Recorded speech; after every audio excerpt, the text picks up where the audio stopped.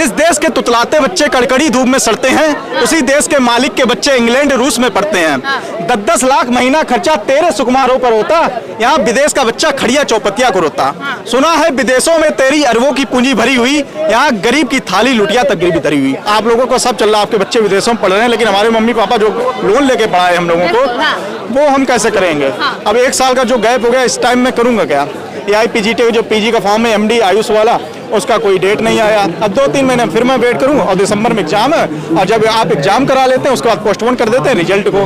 फिर आप सोचते हैं कि कोई नेता मंत्री आएगा तो प्रमाण पत्र दिया जाएगा वैकेंसी का, तो 6 महीने आप फिर उसमें पोस्टिंग कर, मतलब 2-3 साल इस भर्ती में जाएगा, तो 3 साल मैं करूंगा क्या? अब मैं या तो कहीं प्राइवेट करने जाऊँ, या मैं कहीं अपना खोलूँ तो दिक्कत, प्राइवेट करने जाऊँ तो दिक्कत, क्योंकि 7 साल जो दिया है, और उसके बाद जब डॉक्टरों की बात आती है कि हम 10 से 12 साल स्पेशलाइजेशन में लगाते हैं, 10 से 12 साल टोटल मेरा लग जाता है, उसके बाद हमें वो रिस्पेक्ट नहीं मिलती। यहाँ क्या होता है कि सब कोई अपनी लाइमलाइट में आता है। नेता कोई भी आएगा हॉस्पिटल विजिट करने के लिए, वो देखने आता है, डॉक्टर को बुलाएगा, इधर आओ, चिल्लाएगा सबके सामने, पब्लिक के सामने, और उसको चिल्ला के यहाँ अवस्था नहीं किया कौन, जिम्मेदार कौन इसके लिए? क्या डॉक्टर जिम्मेदार है? डॉक्टर तो अपना काम कर ही रहा है ना, जहाँ भी जितना बैठा है डॉक्टर देखता है मरीज, लेकिन सोसाइटी की और लोगों की एक्सपेक्टेशन ऐसी डॉक्टर्स हो रखी है, डॉक्टर ऊंची आवाज में बात कर दे कि रुक जाओ थोड़ी देर बात करते हैं, तो कहते हैं आप डॉक्टर हो क्या, ऐसे कैसे बोल सकते हैं?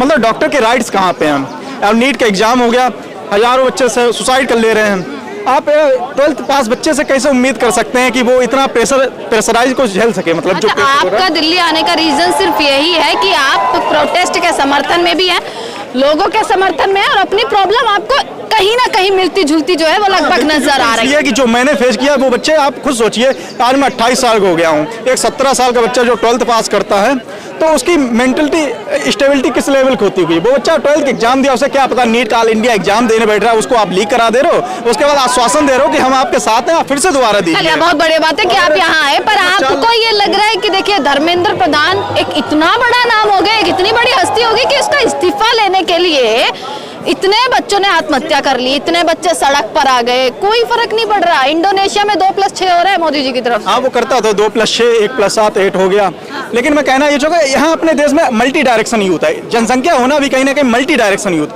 क्योंकि यूथ एक डायरेक्शन में नहीं है, वो जागरूक नहीं है, वो चाहता भी नहीं है, और शायद यही एक वजह रही है। और नहीं तो धर्मेंद्र प्रधान जैसे लोग इस्तीफा देने में इतना डिले करते हैं, ये कैसे संभव है? आपको सोचिए, इस्तीफा होगा या नहीं होगा? इस्तीफा तो होगा ही, देना पड़ेगा, थोड़े दिन लगेंगे, जब ये जागरूक हो यूथ। थोड़े दिन कितने दिन? थोड़े दिन कह सकते हैं कि अभी जैसा चल रहा है, सरकार के कान पे जू नहीं रह रही है, ना धर्मेंद्र प्रधान जी के कान पर। अगर उन्हें बच्चों की इतनी चिंता होती तभी तक इस्तीफा आ गया होता। तो मैं बस यही कहना चाहूंगा, क्योंकि उनके बच्चे बिजनेस पढ़ रहे हैं, तो यही कहूंगा, जिस देश के तुतलाते बच्चे कड़कड़ी धूप में सड़ते हैं, उसी देश के मालिक के बच्चे इंग्लैंड रूस में पढ़ते हैं। 10-10 लाख महीना खर्चा तेरे सुकुमारों पर होता, यहाँ विदेश का बच्चा खड़िया चौपतिया को रोता। सुना है विदेशों में तेरी अरबों की पूंजी भरी हुई, यहाँ गरीब की थाली लुटिया तक गरीबी धरी हुई।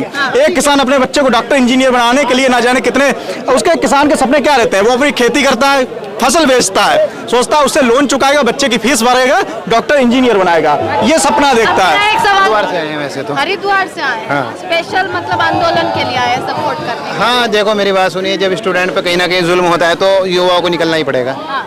अगर आप घरों में बैठेंगे तो कैसे काम चलेगा?